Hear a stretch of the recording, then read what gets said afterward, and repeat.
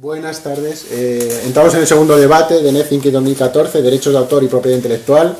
Este debate lo tenía que haber debatido Javier Zelaya, que no ha podido venir, que es un editor y que bastante más especialista en esto que yo. Yo intentaré defenderme como pueda. Sobre todo, más que como entendido, pues como usuario, ¿no? Que al final que somos todos somos creadores, todos somos autores y nos interesa esto bastante, ¿no? Entonces contamos con Antonio Delgado, que ya ha sido presentado en el anterior ya ciclo. después de aquí ve Intereconomía. Bloguero periodista, especialista en derecho de autor, ¿no? Estrategia digital, que nunca he sabido lo que es eso. Como la estrategia, pero digital. Estrategia digital. Y Como la luego analógica, Juan Carlos Fernández de Fasero, que yo creo que hay que agradecerle que esté aquí, porque creo que va a estar en minoría, pero he estado charlando con él antes y la verdad es que me ha causado buena gente, ¿no? muy buena gente. Va a representar, primero se representa a sí mismo, supongo, porque es artista también, es físico electrónico y representante de las GAE en el noroeste del país, ¿no? O sea que nos va a dar por lo menos la opinión de lo que es las entidades de gestión que son parte principal en este problema, entre comillas, ¿no? Entonces a mí me gustaría enfocar que todos hablásemos de este debate, ¿no? Y que participásemos y pusiésemos nuestro punto, ¿no? En primer lugar, yo quería hablar, fundamental, que hace 2 meses se aprobó o estuvo debatiéndose en el Congreso el anteproyecto de ley de propiedad intelectual, ¿no? Que aún se va a debatir ahora. Se ha debatido ahora, pero bueno, estuvo hace 2 meses, ¿no? A finales de febrero. Se aprobó el anteproyecto, que ahora está en fase de enmiendas y en teoría a partir del 29 pues... Esa es otra, no sabemos cuándo se va a aprobar ni cuándo... 2 meses más o por ahí. Y se supone que se ejecutará a partir de 2015. No, una vez aprobado. Bueno, no lo sabemos, realmente no lo sabemos. Bueno, si no lo sabéis vosotros. Bueno, en primer lugar, este es el gran problema que yo veo, que habiendo tanta legislación en todos los países, no nos ponemos de acuerdo, cada país va de un lado para otro. ¿Cómo podemos llegar a algo que nos arregle este problema? Sí, hombre, a mí me gustaría empezar, como hizo antes Mario Tascón, con una especie de bingo, ¿no? También de las frases típicas que se escuchan relacionadas pues con el mundo. Bueno, vamos a hablar, si queréis, un poco más de música, o bueno, en general derecho de autor en general, pero en el ranking número 1 habría una frase que sería: ¿y tú aparte de esto, en qué trabajas? Esa frase es muy buena y para mí es el top one. Y si ya te lo dicen tus padres, nada más salir de casa. Tus padres te dicen si trabajaras. Y la segunda podría ser seguramente, si yo creo en los derechos de autor, pero no sé por qué hay que pagar, ¿no? Esa también es bastante buena. Y yo parto de una base, y es que efectivamente está claro que todo empieza con un creador. Si no hay creador no hay contenido, si no hay contenido no hay difusión, y si no hay difusión no hay usuario, ¿no? Otra cosa es que, bueno, efectivamente todos podemos ser creadores y todos podemos ser usuarios al mismo tiempo. Y creo que me parece lógico que el creador tenga un derecho a poder cobrar por los contenidos que hace. Eso es un punto de partida, ¿no? Después, ¿cómo se estructura eso? Pues lógicamente es muy complejo, porque las legislaciones no son exactamente las mismas en todos los sitios. Se procuran hacer lo más homogéneas posibles, no duran los mismos los derechos de autor en un país que en otro. Por ejemplo, en Europa la duración de un derecho de autor se extingue en torno a los 70 años una vez que fallece el autor. En Estados Unidos es desde que se publica la obra, es decir, cambian las cosas, ¿no? Pero claro, no es una cuestión estrictamente de la ley de propiedad intelectual, sino del marco jurídico general de cada país y de la forma en cómo opera. O sea, Estados Unidos no tiene Ministerio de Cultura, o sea, tiene otras formas de financiar la cultura que no tiene España, ¿no? Entonces, en Estados Unidos no existe el derecho de copia. Es decir, un usuario privado en su casa no puede hacer una copia, está prohibido. O en Inglaterra. En España, por ejemplo, está más alineada, o está con la ley actual más alineada con Francia o con Alemania, ¿no? Donde sí existe el derecho de copia, o sea, ese famoso mal llamado canon digital, ¿no?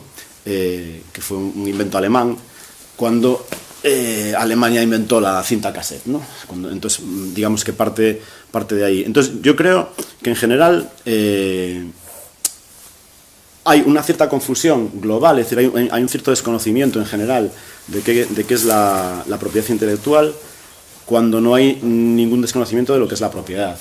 Y después hay otra frase muy buena, que es que no se le pueden poner barreras al bosque, ¿no? Entonces yo siempre digo la misma frase, dije, me gustaría que fueras gallego para saber que sí que se le puede poner. Aquí en Galicia se tienen roto cabezas por haber movido por una castaña, ¿no? Entonces hay muertos por eso. Entonces sí se le pueden poner, sí se pueden poner barreras. Lo que ocurre que lógicamente la innovación tecnológica es mucho más veloz que la legislativa, obviamente.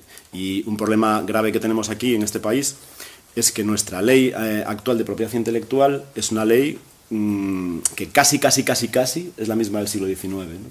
Y casi digo, o sea, hubo una reforma, bueno, una reunificación y tal en el año 96 y estamos trabajando con esa ley, ¿no? Y ahora se está elaborando una nueva ley, es la primera vez que todos los tanto usuarios como bueno, todos los intermediarios afectados por la ley se ponen de acuerdo para declarar que es una ley mala, ¿no? Es una cosa curiosa, que nos hemos puesto todos de acuerdo por fin en algo y es curiosamente en decir que la ley es mala. Y después hay otra cosa que es cómo interactúa Europa en todo esto, ¿no? O sea, nosotros al final formamos parte de un marco legislativo europeo y nos vemos afectados en un plazo de tiempo a tener que adaptarnos a ese nuevo marco. Entonces, curiosamente, la comunicación europea relativa a propiedad intelectual va a hacer que España, si aprueba la ley ahora, dentro de un par de años o dentro de un año, tenga que volver a hacer otra nueva ley. Entonces, es como un poco estúpido trabajar intensamente en una ley que dentro de un año o 2 años va a haber que volver a rehacer y posiblemente desde el principio, o sea, desde el preámbulo, ¿no? Entonces, es un poco extraño que ocurra justo en este momento, ¿no? Lo mismo que fue curioso que si hubiese la primera medida que tomó el Hotel Gobierno a finales del año 2011, cuando se formó gobierno en el año 2011, que empezó, pues una de las primeras medidas que se aprobó en el año 2012 fue la modificación del canon digital, ¿no? Sin discutir sin entrar en discusiones si ese canon es legítimo, ilegítimo o lo que sea. Lo que ocurrió es que pasó de ser pagado por las empresas que producían los cacharritos a ser pagado por presupuestos generales del Estado, ¿no? Es decir, o sea, si la crítica era que y yo que no compro un CD, bueno, pues ahora da igual, aunque no lo compres, efectivamente estás pagando canon digital porque lo paga el Estado, ¿no? Sin meterme ni en la cuantía, sin meterme si es legítimo o no es legítimo, si está bien visto o está mal visto. Es decir, esa realidad ocurrió a principios del 12, ¿no? Y bueno, como introducción quizás valga. Si quieres algo más, vamos. Bueno, no, yo quiero preguntarte muchas cosas. No sé, la verdad es que como usuario a mí me interesa saber la SGAE qué estrategia tiene, porque dentro de las entidades de gestión la verdad es que la popularidad de la SGAE en los últimos años ha caído como la espuma por diversos hechos y tal. Entonces, una de las cosas que me ha preguntado es qué estrategia lleva la SGAE para evitar esa impopularidad, ¿no? que tienen las entidades de gestión. Y sobre todo otra cosa, perdona, hay autores que están cobrando de la SGAE y a la vez, no sé quién me lo ha comentado antes, critican a la SGAE. Que me parece algo absolutamente incoherente, ¿no? Pero está pasando. Bueno, entra dentro de la libertad que tenemos como seres humanos, ¿no? En una sociedad democrática. Bueno, no, a ver, el problema de cualquier sociedad de gestión, no estrictamente de SGAE, es la complejidad en la gestión de los propios derechos. O sea, desde el propio inicio del punto de la recaudación hasta el punto final de reparto, ¿no? Es decir, o sea, cómo ese derecho llega a ti. Entonces, hay una complejidad porque era muy fácil. O sea, la SGAE se fundó a finales del siglo XIX. Y de aquellas era muy fácil, o estabas en el teatro o no estabas. Entonces era fácil saber qué es lo que se estaba reproduciendo, cómo se iba a reproducir. No había radio, no había ningún medio de comunicación adicional, con lo cual era muy fácil, ¿no? Era muy fácil saber dónde había que recaudar y era muy fácil saber a quién había que repartir. Pero toda la industria cultural está sujeta inevitablemente a la tecnología. La tecnología avanza, por lo tanto tiene que avanzar también los medios. Y no siempre avanzan a la misma velocidad. Entonces, en la actualidad es tremendamente complejo y aparte se produce otra historia, es decir, bueno, aunque la SGAE sea una institución española, realmente es una institución que de forma inherente está operando en todo el mundo a través de convenios con las distintas sociedades de gestión de otros países, ¿no? Con las legislaciones diferentes que existen en cada país, con los marcos de gestión que cada sociedad tiene diferente en cada país. Por ejemplo, lo que te decía, en Estados Unidos no hay copia privada, por lo tanto no hay recaudación de copia privada. En España sí. En Francia sí, en Inglaterra no. Entonces, los propios diferentes tipos de derechos que se devengan en la utilización de la propiedad intelectual son distintos en cada territorio, con lo cual, o sea, se incrementa mucho la complejidad. Ventaja, pues que también las nuevas tecnologías nos valen para poder operar, ¿no? Y después el tema de... Es decir, o sea, quiero decir, esa parte, respondiendo a la parte 1 y la parte 2 de que algún socio pueda ser crítico con la propia SGAE, yo no lo puedo entablar dentro de una cierta normalidad. O sea, es como los españoles somos críticos con el gobierno y yo soy crítico con mi comunidad de vecinos, ¿no? Sobre todo cuando me dicen que tengo que pagar una derrama para arreglar el ascensor. Bueno, ¿no? eso solamente Y vivo en el primero. es como si yo soy accionista de Telefónica y... Exactamente, y no eres crítico con Telefónica. Soy crítico con eso, pero eso es una parte muy pequeña. Sí. Y otra cosa, una cosa que te comentaba antes, el derecho de autor, el derecho de propiedad intelectual es algo que nos pertenece a todos, ¿no? Cualquier mundo puede ser autor, cualquiera puede crear una obra. Sin embargo, ¿no es un poco incoherente que sea una organización privada quien gestione un derecho que es abierto a todos? A ver, la organización, curiosamente, es distinta también según la legislación de cada país. Por ejemplo, Otra incoherencia, o sea que es... No, por ejemplo, en España la ley dice que las sociedades de gestión colectivas tienen que ser sin ánimo de lucro, ¿no? O sea, es una sociedad sin ánimo de lucro. O sea, lo que pasa es que después tienen una serie de controles que no tienen otro tipo. O sea, imagínate, la asociación de cazadores, de liebres, de no sé dónde, no está sujeta a una modificación. Sus estatutos los pueden modificar sin necesitar la aprobación de nadie, ¿no? O sea, nosotros decidimos modificar un estatuto y punto. La SGAE no puede hacer eso. O sea, una sociedad de gestión española, si quiere modificar su estatuto, tiene que pasar previamente por un informe vinculante y obligatorio del Ministerio de Cultura, y si el Ministerio de Cultura te dice que ese artículo no se puede modificar o que el texto que se utiliza para la redacción no es el correcto, SGAE tiene que rehacerlo para que sea aprobado. Es decir, tenemos una serie de controles que no tienen otro tipo de sociedades de las mismas características, ¿no? ¿Por qué se dice que la gestión tiene que ser colectiva? Lo dice la ley. No es monopolio, es decir, se pueden montar tantas sociedades de gestión como los socios determinen. De hecho, hubo hace tiempo una escisión de la propia SGAE, que fue Dama.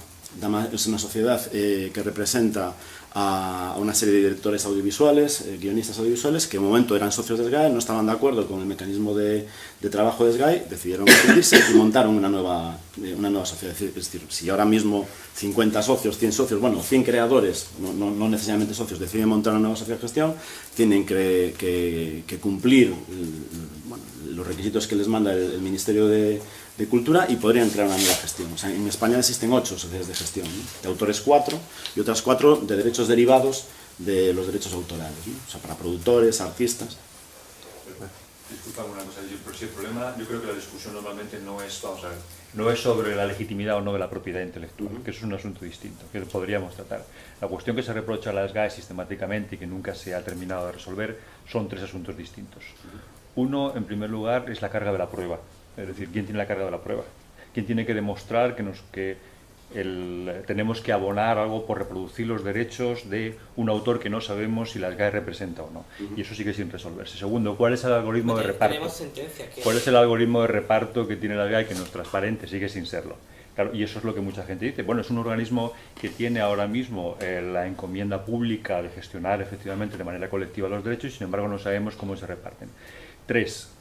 Cuando los derechos analógicos acaban, lo sabemos de las reprográficas, SGAE tiene que ser a la mitad de sus... yo tengo amigos que trabajaban en la SGAE, muchos además. Tiene que ser a la mitad de sus empleados y extender inmediatamente al ámbito de lo digital, claro, porque no le queda más remedio el derecho de copia y reproducción. Con el caso de la CRUE sabemos que ha habido precisamente, es uno de los casos más sangrantes, porque eso no está absolutamente nada claro. Es decir, tendrían que, en este caso, volver a demostrar que los profesores universitarios son representados suyos para que nosotros tuviésemos que pagar el canon digital por consumir derechos de contenidos generados por profesores universitarios, por ejemplo. Entonces, esos son 3 problemas a los que habría que dar respuesta inmediata porque no está nada claro que eso pueda ser así. Y luego lo de la propiedad intelectual, pero ya acabo con esto, no secuestro más la palabra, porque yo no la tomo, la suelo secuestrar normalmente. La cuestión de la propiedad intelectual, yo esto lo aprendí de un juez de primera instancia de propiedad intelectual, que él decía, copyleft es copyright. Es lo mismo. Sí, sí. ¿Por qué? Porque el artículo 2 de la legislación española, que nadie se lo ha leído nunca, dice, La propiedad intelectual está integrada por derechos de carácter personal y patrimonial que atribuye al autor la plena disposición y el derecho exclusivo a la explotación de la obra. La plena disposición, eso quiere decir que yo puedo renunciar patrimonialmente a mis derechos si la ocasión lo requiere. Lo que pasa es que como a todo el mundo se le inculca que solo puede explotarlo de una manera determinada, y sin embargo existen muchas otras posibilidades distintas. Ahora lo sabemos, antes no lo sabíamos. Claro, pero a nadie se le dice... En la Constitución está, ¿eh? Claro, no, pero es que este hombre decía copyright es copyright porque está incluido aquí, esa potencialidad está incluida en la propia ley de propiedad intelectual. Sí. Y eso entra en contradicción con lo que hablaremos luego de la tasa Google o el canon Claro. AE, que te declara Claro. irrenunciable el derecho, lo cual es absurdo. No, una cosa es el derecho moral, El derecho la legislación moral, el derecho española moral es irrenunciable. pero el patrimonial sí es renunciable. Claro, el patrimonio sí. Pero la tasa Google quiere cargarse eso Patrimonial. también, el patrimonial también. Bueno, Antonio. Bueno, yo no sé por dónde empezar, la verdad. Muy bueno, tú has Había participado hablado- en muchísimos había hablado un montón de debates cosas. de propiedad intelectual y de derechos de autor y bueno, así. Yo- La primera que te voy a preguntar es una cosa, ¿no crees que el sector ciberactivista de derechos está criticando sin proponer? ¿No te crees que el debate se debería encaminar? Porque es muy fácil Yo criticar creo, al final. yo creo que propuestas, 15 años de propuestas hay en internet, las puedes buscar. Pero ¿sabes? digo para gestionar los derechos de autor. Para poder gestionarlos. Es que date cuenta, y hay una cosa que estoy de acuerdo con él, por empezar el debate de acuerdo, es que de hecho en la propia reforma de la ley de propiedad intelectual, en una disposición adicional última, pone que esta reforma que se está realizando ahora conllevará, bueno, es un poco, eso siempre se pinta un poco en el techo, pero conllevará una reforma posterior integral de la ley. O sea, la propia ley que estamos reformando ahora dice que más adelante se tendrá que reformar de forma íntegra, completa. Un poco como decía él, porque estamos, gracias a Dios, en la Unión Europea y hay directivas europeas que se tendrán que transponer a nuestra legislación. El tema es que, de fondo, el problema de la propiedad intelectual o de los derechos de autor no se está tratando o no se está adaptando a los cambios que se están produciendo, ¿no? Entonces son parches sobre parches, ¿vale? Estos parches motivados por diferentes lobbies en diferentes momentos. Ahora la SGAE habla como si le viniera de lejos, cuando la SGAE hasta hace muy poco ha sido parte fundamental de las reformas que se han hecho de propiedad intelectual en España. Él habla, por ejemplo, del caso del canon. El canon es un derecho que antes era así y ahora es así, ¿vale? Cada vez el canon, cada reforma que se ha hecho en los últimos años de la reforma de la ley de propiedad intelectual, el derecho de copia privada se ha ido reduciendo, sus limitaciones se ha ido limitando hasta que desaparecerá en un momento dado, ¿vale? Entonces, ahí hay un montón de temas que desde hace muchos años se está denunciando, se está hablando y que siempre volvemos a lo mismo, y es porque al final no hay un debate social sobre este tema y siempre se escuchan a las mismas partes, ¿no? Que por ejemplo los cables de Wikileaks nos demostraban cómo se cambiaba la legislación en Europa, cómo por ejemplo el gobierno como el norteamericano a través de su embajada incide directamente en los cambios legislativos en España, una injerencia de un país tercero y a todo el mundo le parece normal, ¿no? Cuando me parece un verdadero escándalo, ¿no? Pero recuerdo en la primera ley SINDE que sí que se pidió un poco de opinión, ¿no? A lo que son los grupos de ciberactivistas, aquella célebre reunión, ¿te acuerdas? Eso no sirve para nada, eso fue de cara a la galería, creo que Mario estuvo presente y eso simplemente fue una acción, una foto, buscar la foto, por eso, de hecho en esa reunión del 2009, creo que fue, ¿no? Diciembre de 2009, se tuiteó, entre otras razones, para dar transparencia a una cosa que no la estaba teniendo, ¿no? Es decir, mira, es que nos han llamado aquí y nosotros estamos contando lo que estamos viendo.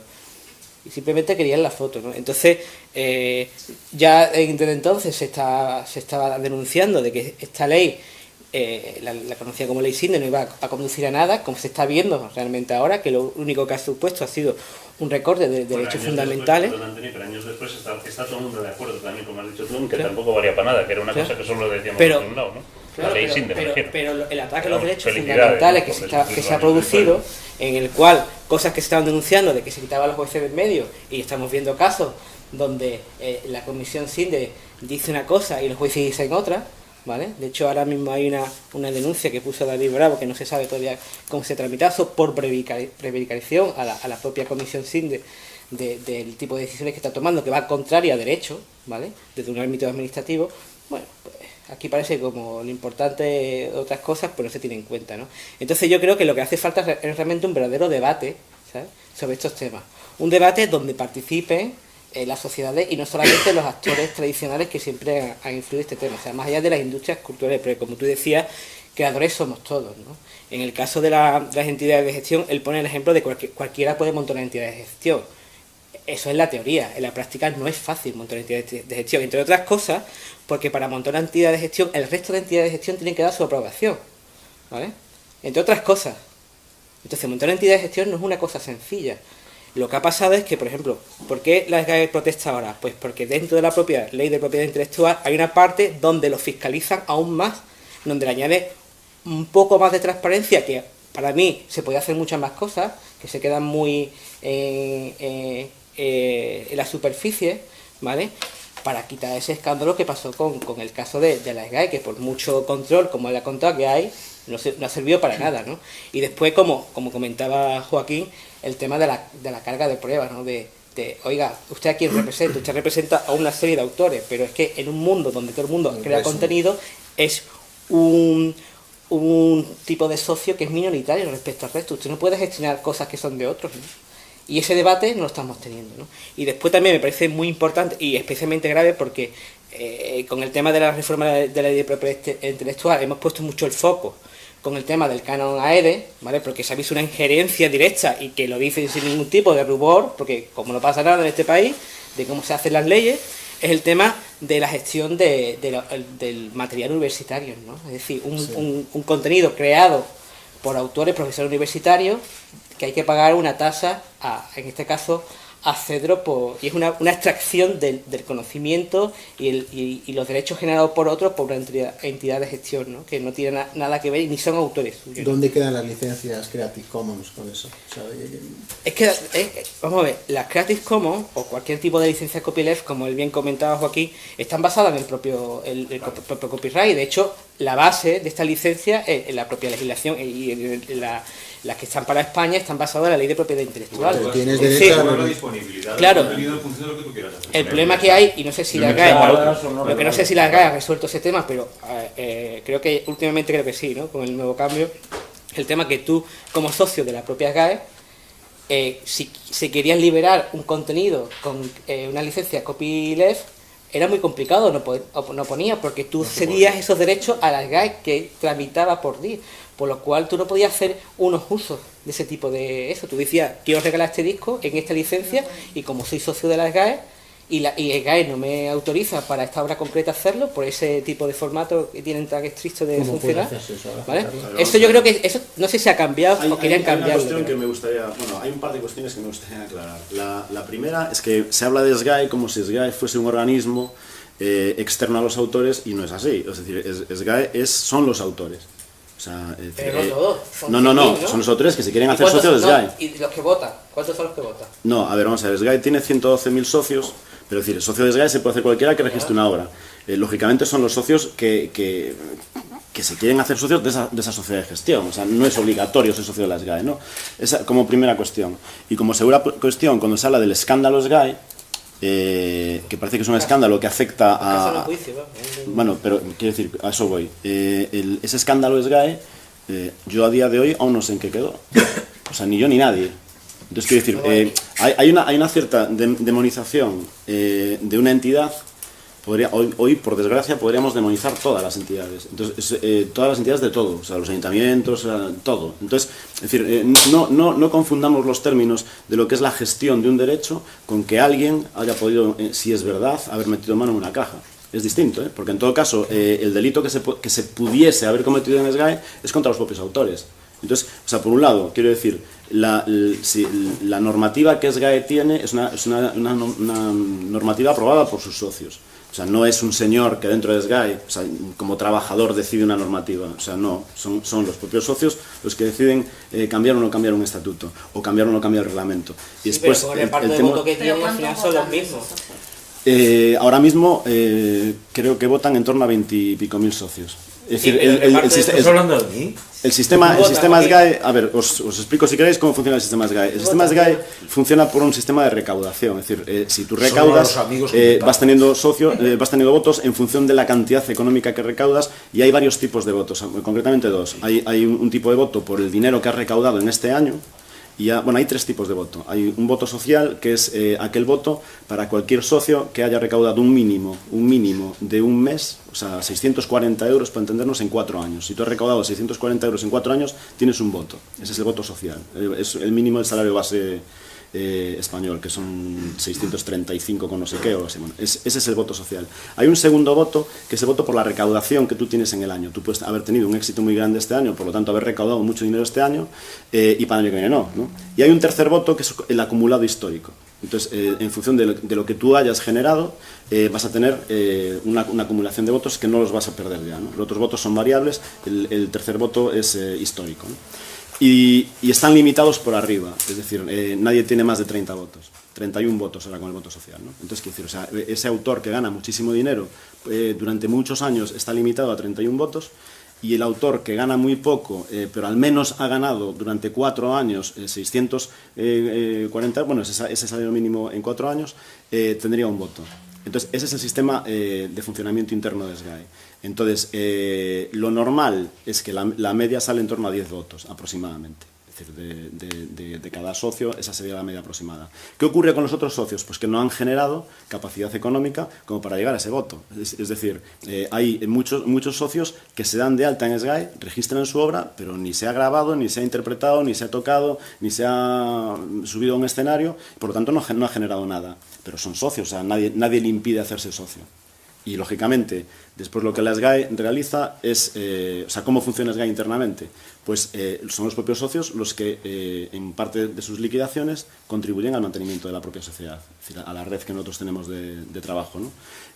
Lógicamente, los que más recaudan colaboran con más aportación, los que menos recaudan, los que no recaudan nada no pagan nada a la SGAE por el mantenimiento de su actividad. Sin embargo, nosotros nos comunicamos con ellos, les mandamos la liquidación si la tienen, a lo mejor han generado pues 10 euros en un año, se le manda, tienen el mismo trámite que tendría una persona que haya ganado 500.000, ¿no? Es decir, y en estos debates cuando se vota, ¿estos temas salen? O sea, ¿se votan estas cosas o claro, no hay claro, ningún es decir, interés en que salgan? vamos a ver, por ejemplo, el voto social se incorporó hace 2 años. Sí, cuando hubo el cambio en SGAE en el año 2012, pues se incorporó ese voto social. No existía ese voto social. Los votos van cambiando en función del propio sistema económico de la sociedad y del propio contexto que los socios decidan cambiar y de las propias directivas que el gobierno pueda establecer. Es decir, la nueva reforma de la propiedad intelectual obligará a SGAE a hacer algunos ajustes, tendrá que hacerlos. Y te pregunto entonces eso, ¿se ha votado o se ha planteado alguna vez este tipo de temas? Sí, claro, claro. sí, es decir, la SGAE tiene una asamblea nacional, una asamblea anual, y después tiene una serie de preasambleas que se realizan en cada territorio. Y después se ha creado un nuevo organismo que son los consejos territoriales. Es decir, la SGAE antes tenía una junta directiva en Madrid, que a su vez tiene pues el consejo de dirección, que es el que dirige la sociedad, pero no tenía una representación territorial, ¿no? Es decir, tú te podías presentar a las elecciones desde Galicia y salías y eras consejero, ¿vale? Pero lo que se generó ahora es en cada comunidad autónoma, en cada territorio, que al menos tiene un 3% de socios, es el caso de Galicia, por ejemplo, ¿no? Se establece un nuevo órgano que es el Consejo Territorial, que son, en el caso de Galicia, son 7 socios que hacen un poco la labor institucional. ¿Cuál es la finalidad? El contacto con el socio y el contacto con otro tipo de organismos, ¿no? Entonces, o sea, lo que estamos procurando es que la SGAE sea más terrenal, entre comillas, ¿no? Que tenga más cercanía. O sea, el problema, bueno, no es el problema, muchos socios, realmente su gran interés es saber que cada 6 meses le llega su liquidación, ¿no? Y que tú haces tu gira y que al cabo de 6 meses pues has cobrado X dinero. Pero no me has contestado lo que te preguntaba. Sí, te lo dije, O sea, es decir... ¿han surgido estos temas o no les interesan a los Surgen autores? constantemente, es decir, Sí. claro, es decir, te estoy diciendo que las reformas que se han producido es porque esos temas surgieron en ese debate. Claro, es decir, cuando hubo un cambio de votos es porque son los propios socios los que en esa asamblea deciden cambiar un estatuto. ¿Y hay algún tipo de interés o inquietud de los socios por decir, a mí me gustaría que algún tipo de obra en algún momento lo pueda licenciar de otra forma, que no sea con copyright, sino con una licencia de A ver, otro SGAE, tipo? para cada tipo de derecho, nosotros administramos varios derechos, ¿no? Varios tipos de derechos. Administramos pequeño derecho, que es música, administramos gran derecho, que son obras teatrales, administramos audiovisual, parte de dirección, guión y música de audiovisual, y después editoriales, ¿no? Cada tratamiento de cada derecho es distinto. por el tipo de cesión que los usuarios nos hacen a nosotros para su gestión. Entonces, son distintos tipos de derechos tratados de distinta forma en función del mandato que cada colegio nos da. O sea, es bastante complejo. Y las tarifas que nosotros aplicamos son muy diferentes en función del usuario y del beneficio que el usuario saca de la utilización de nuestro repertorio, claro, es distinto. O sea, es distinto el tratamiento que puede tener una discoteca, donde lógicamente la actividad comercial es basada en la música, que el tratamiento que puede tener pues un bar de pinchos, ¿no? Que puede tener una música que simplemente es ambiental o ni siquiera tener música. Si no tiene música, obviamente no pagan. Yo te pregunto, por ejemplo, yo tengo amigos autores que han hecho música, por ejemplo, han hecho obras y por algún tema de trabajo o que en ese momento están trabajando dentro de una empresa, la tuvieron que inscribir en la SGAE. Pero ellos, por ejemplo, en el momento que quieren, yo qué sé, venderla en internet o regalarla o lo que sea en internet, no lo pueden hacer porque la SGAE tiene sus derechos. Y no hay forma, y él no tiene, ellos no tienen forma. Pero no confundáis. A ver, vamos a ver. Primero, un autor que hace cualquier trabajo para quien quiera no tiene por qué ser socio de SGAE. Primera cosa. Segunda cosa, la SGAE solo gestiona el derecho generado por el autor. No gestiona el hecho de que ese autor quiera vender su canción en iTunes o quiera venderla en cualquier lado. Eso no es un problema de SGAE. Es decir, otra cosa es el tratamiento que hace el productor de esa canción. Entonces, ¿qué ocurre? Por ejemplo, en audiovisual, si es de audiovisual, en audiovisual el contrato, o sea, quien define cómo se gestiona el derecho es el contrato que firman entre el productor y los autores, es decir, entre el director, el músico y el guionista, ¿no? Entonces, ¿por qué? Porque generalmente hay una actividad económica, es decir, yo te contrato y te pago 3.000 euros o te pago 10.000 euros para que me hagas un guión, ¿no? Vale, entonces ese contrato suele tener, generalmente por contrato, una cesión de parte de los derechos, donde SGAE no entra. O sea, repito, nosotros gestionamos lo que digo es que él está obligado por la empresa a claro, pero es la registrarlo empresa. en la SGAE, claro. No, pero luego él no puede disponer de su obra, por ejemplo, para regalarla en internet. Pero no es por SGAE, es por el tratamiento individualizado que se hace de cada contrato en audiovisual, sí. Eso solo es para audiovisual. O sea, es lo que os digo, que la gestión que se hace no es la misma para un músico que puede ser para un tratamiento audiovisual. Pero en el caso de que es que él no tenía conflicto con su empresa, o sea, en el caso de que la empresa se lo quiera, le diga, sí, tú puedes regalar tu obra si quieres, pero por temas de SGAE no puedes hacerlo. No, eso no es verdad. No. Hay un error, y perdón, esto es un impasse porque aún tengo varias cosas que decir, porque por alusiones se supone que mi gremio tiene que decir algo. Solamente hay una cosa, es decir, por ejemplo, si se hace un festival benéfico, eso es distinto. Cualquier autor puede renunciar voy a un festival benéfico, toco una canción de Jagger y Richards, SGAE tiene que cobrar el derecho de autor de Jagger y Richards. No, está bien, pero si es tuya. Escucha, tiene que tener la entonces yo lo puedo regalar, claro. Pero si Jagger y Richards no lo han regalado, claro. Entonces habrá que cobrar. Es decir, en un festival benéfico. Perdón un momento, es que esto sí. Necesita una pequeña calma.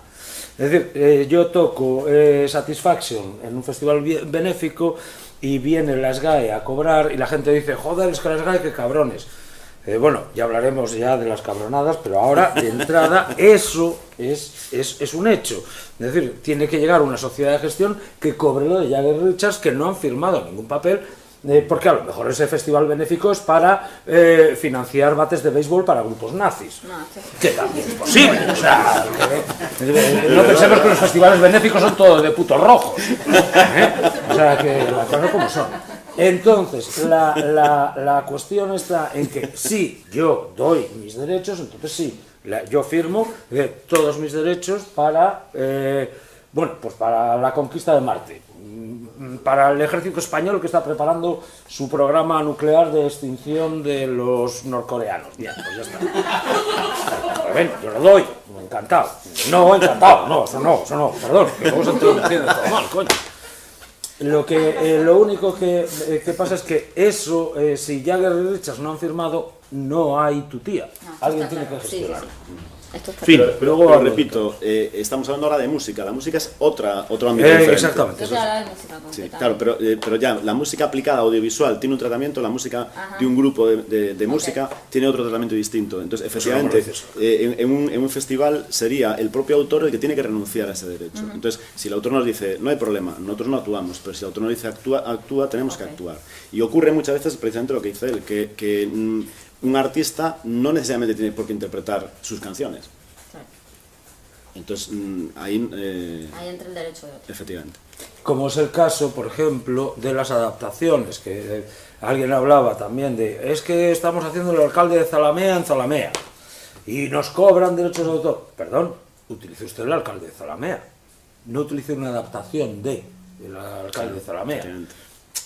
Vamos a ver, es que el teatro clásico es muy complicado, muy gordo, muy grande, muy tocho, y la gente, pues casi mejor lo reducimos. Si alguien hace eso y registra esa adaptación, que a lo mejor le lleva un año de su vida hacer una adaptación de Hamlet o del alcalde de Zalamea, pues esa adaptación de alguna manera habrá que pagarla.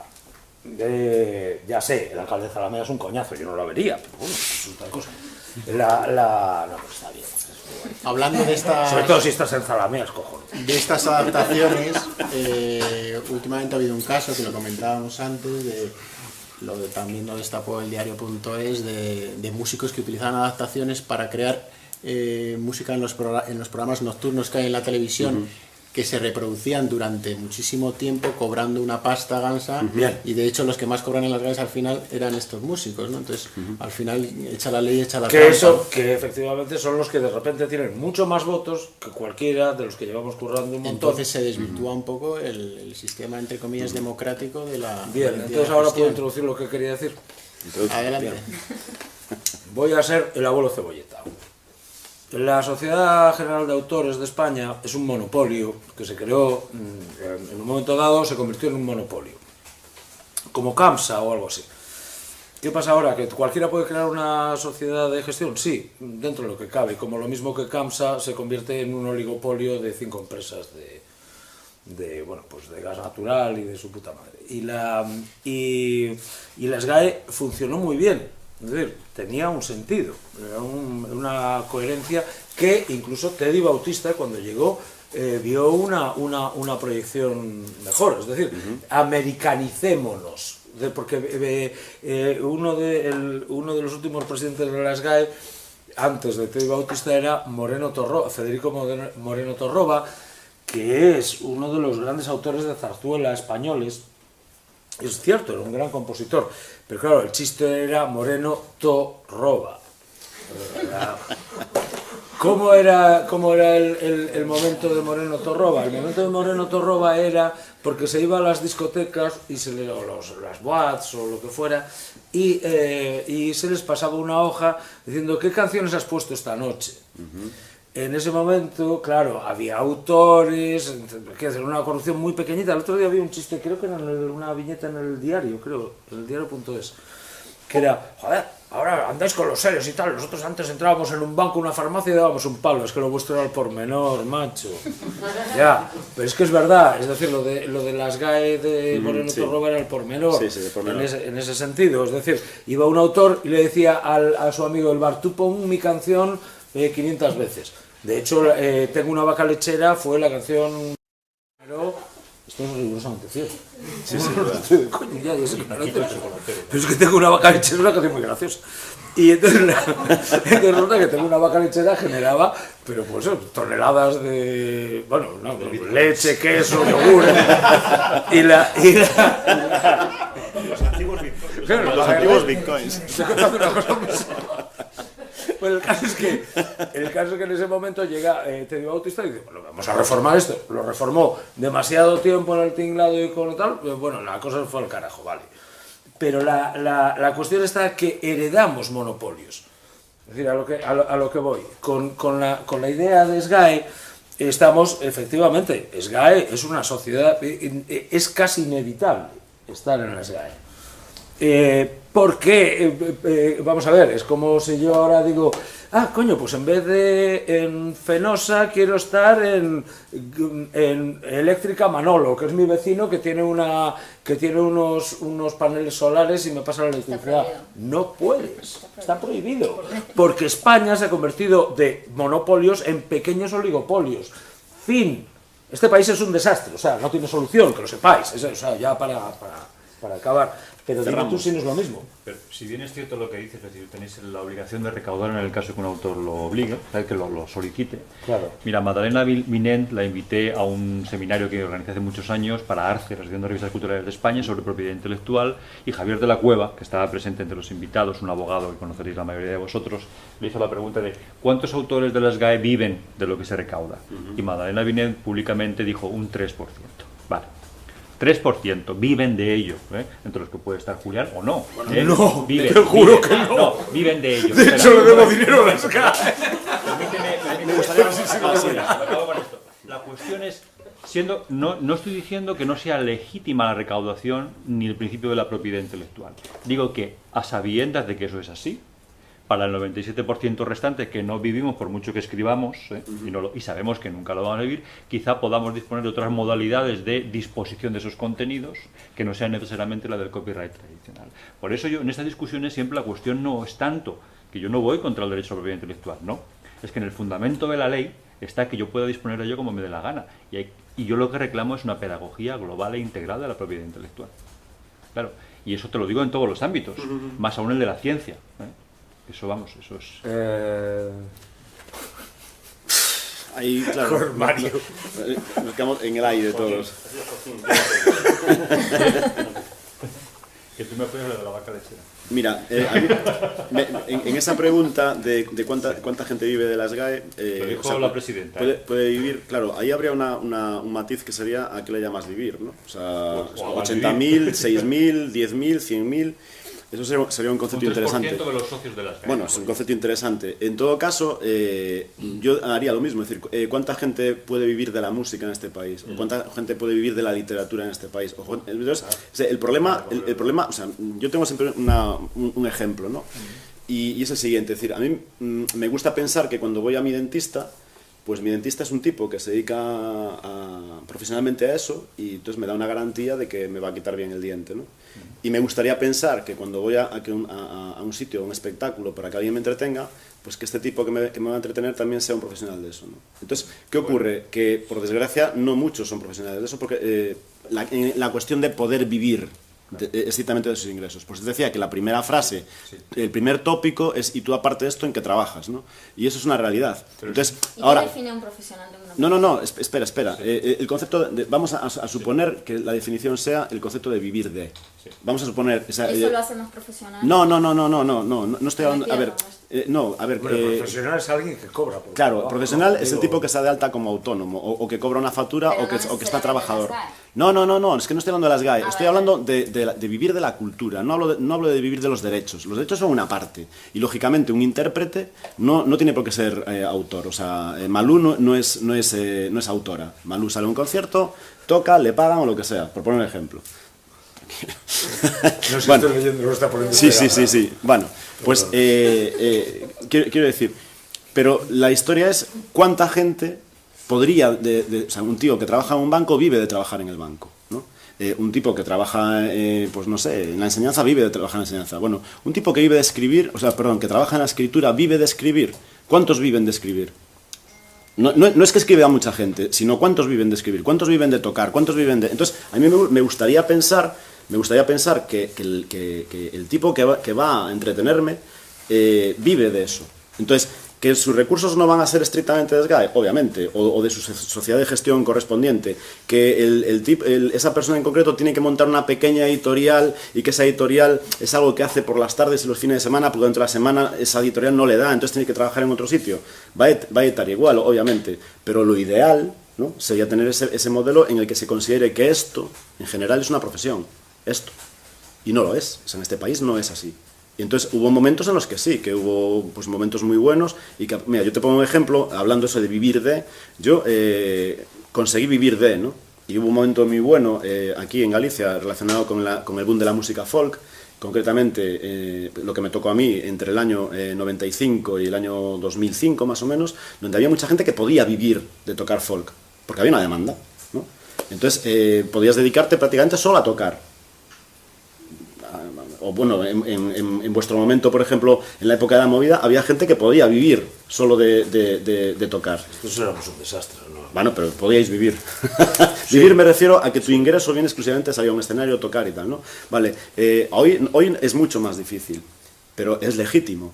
Entonces yo defiendo esa legitimidad. Una parte de esos ingresos pueden provenir de los derechos de autor, pero no tienen por qué ser estrictamente el 100%. Pero una parte pueden provenir de eso, entonces es legítimo. Entonces yo defiendo esa legitimidad. Después otra cosa, repito, para mí es el marco jurídico, en qué liga quieras jugar, o la interacción que puede existir entre distintos tipos de contenidos, entre los distintos formatos que se puedan distribuir, y eso es otra historia, ¿no? Pero partamos de esa legitimidad. Entonces yo siempre también achaco un poco cómo se llegó a esta situación, ¿no? En España. Entonces, en España, una parte de esa sensación de la cultura gratis parte de la etapa de la transición democrática. Es así, es una realidad, ¿no? Hubo un momento en el que se apostó por la cultura en la calle.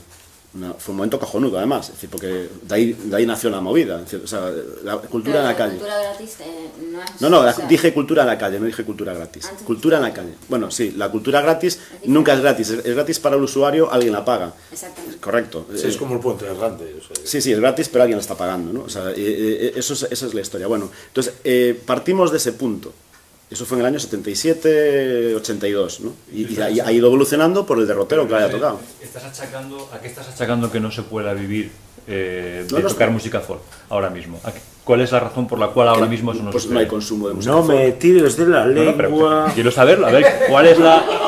Y no me digáis que es la piratería, porque eso...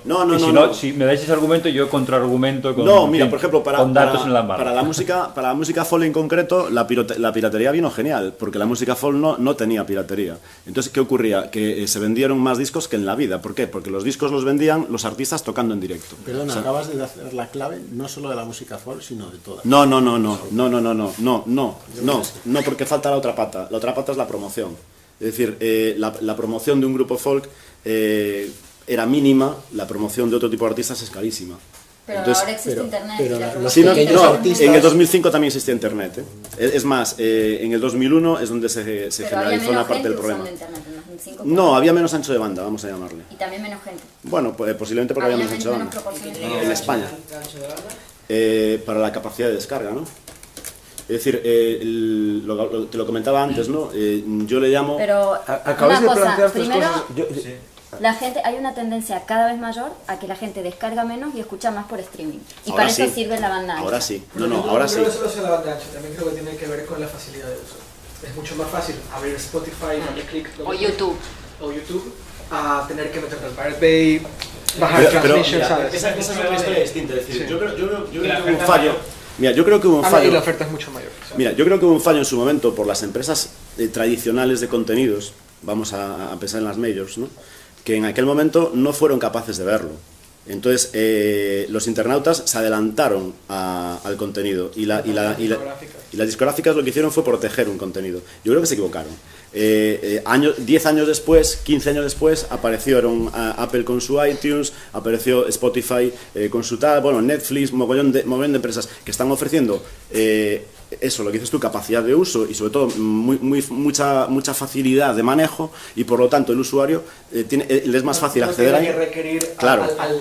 Sí, efectivamente. De hecho, la música en España ya el consumo en Spotify Claro, y similares. pero tardó muchos años. YouTube, ¿no? También es problemático YouTube, cuando los sí. políticos no lo entienden. O sea, es problemático cuando viene un político, un ministro, una ministra de Cultura, que era el caso de Cinde, hablar de cosas que eran en un futuro tal vez podamos hablar de que la gente compre contenidos, cuando iTunes llevaba años vendiendo contenidos de manera perfectamente legal. Sí, claro. Es como comprar, suscribirte a Infolibre o... Suscribirte a Infolibre, claro. Mira, me gustaría aclarar, si no os importa, lo del ancho de banda. Acabo de ver un tuit que no me mola. Siempre las cagas. Te lo dicho, no escribas. Te voy a explicar lo del ancho de banda. Cortamos ahí la charla, ¿no? Vamos a ver, yo se lo comenté antes a él y desde luego en un concepto de clave positiva, ¿no? Es decir, yo tengo una teoría que es personal, o sea que obviamente como la pregunta antes estará equivocada al 99%. en la que yo la defino el contagio digital, que no es ni bueno ni malo, es el contagio, es aquello que toca lo digital está obligado a reconvertirse, si no se reconvierte muere. Esa es la teoría, ¿no? Entonces, ¿qué ocurre? El primer contagio digital ocurrió con la música. ¿Por qué? Porque un archivo de música ocupaba muy poco, es decir, 4 megas. Entonces, con un ancho de banda pequeño, tú te puedes descargar 4 megas. Con un ancho de banda pequeño, descargarte 2 gigas era un problema. Por lo cual el siguiente contagio digital ocurrió al incrementar el ancho de banda, que fue en el caso del audiovisual. Entonces el libro, curiosamente no, ocupando poco, porque en aquel momento no había transición al sistema digital del libro, es decir, no había el formato digital del libro. Claro, entonces, no, claro, porque por ejemplo en el caso del libro el ancho de banda es irrelevante. Pero también tiene que ver con el soporte. Lo de los libros, es importante. Claro, es que no existía. No existía, claro. Hubo el síndrome de Diógenes digital, o sea, había gente que se descargaba No, ¿cómo que hubo? No, ahora no hay descarga, sí, ahora es streaming, sí. Bueno, claro. Y tú puedes descargar de verdad que hay, pero hay, debe el 90% No, claro, ahora no. de los españoles Ahora no hace falta. entiendo de Claro, eso. ahora vas a escuchar lo que tú quieres escuchar. Pues claro. eso de porno, Pero no, ahí fue donde también estuvo el tiene error derechos de las de autor. grandes. Es decir, las grandes no supieron ver eso. Y como consecuencia se cayeron. Ya, pero el tema, bueno, son muchos problemas. Entre otras cosas, o sea, estamos dándole el valor a la descarga, ¿sabes? Parecemos que estamos otra vez en el debate de que una copia del descargada, formato, ¿no? una copia descargada es una copia no vendida. Lo estoy situando en el año 2001. Vale. Pero No, es que no en 2014. Eso no es cierto. que no es vamos, no es cierto, ni siquiera ya el propio lobby de la industria, que la coalición de creadores, por ejemplo, en su último informe entre comillas piratería, Por ejemplo, está demostrado que una no. cosa en streaming. El otro día estaban poniendo en el streaming el último disco Entonces, de los Pixies ¿qué? en el país, te lo escuchas y dices, bueno, mola, me lo compro o no me lo... Quiero decir, lo escucho una vez, pero es que era lo que hacíamos en las tiendas de discos, ponernos en una cosa Claro. y decir, Pero vamos, que, vaya mierda, pues de no lo manera quiero, yo- pues sí, me lo compro. yo creo que, o sea, cuando hace años hablábamos de esto, siempre hablábamos cuando que el problema que había era y es evidente, ¿no? El problema que había era de falta de oferta y que al final es un problema de usabilidad, es decir, de no ofrecer un producto de forma fácil, sencillo, en unas condiciones... Ese es el problema, que sea muy sencillo comprar Claro, entonces, una cosa. ¿por qué la gente utiliza Spotify? Porque es que no tiene ni que pensar. Claro. ¿Por qué la gente utiliza Series Coño, y un Young? libro ¿Por qué? electrónico Porque no también hay está una funcionando. oferta que ahora mismo sea capaz de ofrecer ese tipo de mejorar contenido. eso. ¿Por qué no lo ofrece? Pues por las grandes mayores, las industrias culturales, tienen ahí su catálogo encerrado y no son capaces, quieren seguir manteniendo las ventanas artificiales de distribución y no adaptarse a la nueva era. Y cuando alguien intenta hacer un experimento, como hizo por ejemplo Paco León con su película primera, ¿no? Pues casi que le cerraron las puertas, ¿no? Tuvo que entrar ahí por... ¿Y por qué un modelo de negocio como Netflix no triunfa aquí o no se implanta? Porque en a España? nivel... hombre, yo creo que Netflix, a mí no me extrañaría que terminara entrando. un tema de costos de Yo creo que es un tema de licencias de cada Date película. cuenta, sí, el tema de Netflix es, primero que España como mercado es una mierda, o sea, es pequeñito, ¿vale? Es muy pequeño. Entonces, no les interesaba tanto. El segundo problema que hay, y es un tema que ahí la Unión Europea tiene mucho que decir, y la europea también, es el tema de cómo se puede buscar una licencia, ¿vale?, en toda Europa de un tipo de contenido, ¿no? Hoy en día... Unificar la licencia. Claro, hoy en día... Claro, Sí. hoy en día hay unos Ahí detalles. se avanzó en una parte, nosotros tenemos... Se está trabajando en eso, Sí. en armonizar las licencias para que yo sea en un Netflix y me implante en Europa y pague en una única ventanilla por este contenido Justo. para utilizarlo por toda Europa. Nosotros lo Y es estamos un problema que haciendo ahora ya. mismo hay, ¿no? ¿Y cómo hizo Netflix cómo solucionó Netflix eso en Latinoamérica? ¿Lo hizo así? ¿Sabes? Es que en Latinoamérica es diferente a... Porque Netflix está en prácticamente toda Latinoamérica. Pero es que los países latinoamericanos... No lo sé, lo pregunto, no sé si lo sabes. No sé si sabes cómo Netflix hizo para... Porque Netflix está desde México hasta Pero es que Ecuador, son- ¿sabes? Hasta Argentina. Es que en Sí. muchos de estos países latinoamericanos son mayores. El O sea, negocio ¿tú, que crees puedes que, tú, crees generar- que ¿Tú crees que el negocio en Ecuador sea más grande que en España? En Ecuador no, pero en México y en Brasil yo creo No, que no, sí. sin duda. A lo que voy es... ¿Qué hace que Netflix llegue, por decir, digo Ecuador, no porque nací ahí, sino porque es un mercado pequeñito, llegue a Ecuador y no llegue a España? El precio de la licencia de cada película Claro, es distinto. puede ser. A mí eso Claro, no sí, me sí. cuadra. Yo Claro, creía que iba por ¿Por ese qué lado. Porque la gestión es el dueño de la- diferente el y productor la gestiona. porque, por ejemplo, una gran mayor, como puede ser Universal, en cada una de las zonas tiene una oficina diferente donde el tratamiento del catálogo es diferente, más allá de la... Por eso, por las licencias. Para Hay una licencia. película, ¿no? Están proponiendo ahí que pasemos la boina, ¿eh? Sí. No, está clarísimo. No, por poner acá buscaba soportes. Pero vamos, de todas maneras, yo creo que Netflix terminará entrando en España cuando se den las condiciones primero de cómo se gestionan las licencias, el precio de las mismas, y yo realmente, y una cosa que critico mucho, que siempre se habla de España como el país más pirata, cuando es mentira. En España lo que se ha producido es un cambio de hábito, como en el resto de países de nuestro entorno, donde no hay una oferta que sea capaz de ofrecer, o sea, de llegar a esa demanda, ¿no? Entonces la gente se busca la vida. Yo creo Pero que estamos viendo... Netflix va a terminar de triunfar el día que logre hacer acuerdos con operadores aquí en España. De todas maneras, sí, ahí también te digo razón. Y también te digo otra cosa. Hablamos de Netflix con estos pensamientos románticos de que lo trae todo. Netflix realmente es un catálogo de películas viejas, ¿sabes? De fondo de armario, y muy pocos estrenos, ¿no? Y muchos de los contenidos que ahora están triunfando en Netflix son creados por ellos mismos, ¿no? Series, por ejemplo, las series creadas por Netflix están teniendo éxito, ¿no? O sea, se están convirtiendo en el propio generador de contenidos para su propia plataforma, que eso me parece también muy interesante. Una cabeza que es España, o sea, en Twitter, por ejemplo, hay una fiebre por las series increíble en España y no hay ni un solo proveedor a pesar de las cosas de Canal Plus que te ofrezca las series. Canal Plus lo está intentando. Sí. Y te das cuenta que... Mira, y no sé si viste lo que pasó el otro día con qué fue, con Canal Plus, ¿no? Pero ¿cómo que no lo ven el ofreció, negocio ahí? ¿Cómo no lo están viendo? No, que lo ofreció en versión original, Sí, ¿sabes? Por acortar la ventana. Canal Plus decide hacer esto que me parece increíble, que está empezando a lanzar las series al día siguiente de la emisión en Estados Unidos. Claro. Que es lo que llevamos pidiendo N. O sea, desde y de repente esta gente te está ofreciendo el contenido premium, Game of Thrones, Mad Men, House of Cards, y te lo ponen al día siguiente de que se emitió en Estados Unidos. Evidentemente no pueden hacer un doblaje y no lo van a hacer, gracias. Y se emitió Game of Thrones y viste Twitter, o sea, la gente se volvió loca. Pero yo creo que era una minoría, ¿vale? O sea, nos sacamos de quicio. Deben ser cojonudos. Que son tronchantes. Quiero decir, es una parte creativa. Yo veo Mad Men doblado así a la caída. Ahora hay que buscar ese. Genial. No sé qué, estar como triste ahora. Sí, ¿ahora qué hago? ¿Qué digo? Me gustaría rescatar un tema que ha dicho Marilyn y me ha preocupado. Ha dicho que la promoción en internet es gratuita y, joder, no sé, quería que me explicaras un poco eso No he porque... dicho eso, me estás descontextualizando. He dicho que en las épocas que él estaba hablando, se estaba olvidando que la promoción en internet era diferente a esas épocas. Ajá. O sea, pero yo estoy esto quería quería ¿qué quiere decir. decir eso? No es necesariamente Es que estoy un poco harto de escuchar lo de internet es gratis, internet todo se mide, Eso no internet lo es la hostia, y, bueno, que es la hostia, ¿no? Lo ha dicho Julián antes, que se va a comprar ahora un ordenador. Claro, además, no sé, con internet. Pensando en que... Vas a comprar un ordenador con internet para descargarte. Con la internet. No, pero es verdad, ¿no? Siempre se habla de... No, y el futuro está en internet, pero ¿cuál es el futuro? Lo que quería decir era que el autor, como individual, o sea, no necesita ahora depender de una SGAE o de una gran...